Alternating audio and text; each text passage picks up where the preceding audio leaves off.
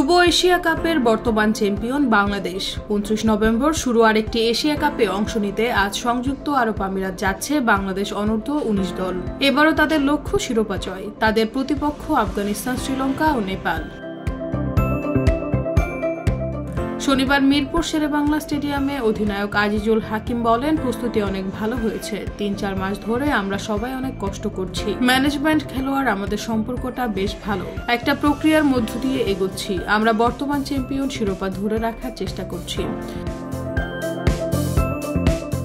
তিনি বলেন, আমরা বিশ্বকাপে পাকিস্তানের বিপক্ষে খুব কাছে গিয়ে হেরেছি। এ নিয়ে আমরা চিন্তা করছি না। যেন ভালো করতে পারি সেটাই চেষ্টা করব। সবশেষ এশিয়া কাপে ছিলেন এমন ৫ ক্রিকেটারকে নিয়ে শিরোপা ধরে রাখার মিশনে নামবে বাংলাদেশ।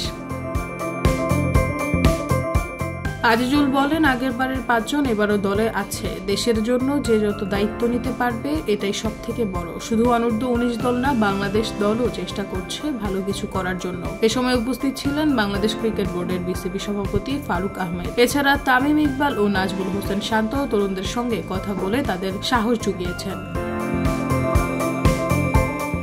নিউজ ডেস্ক, ভোরের পাতা।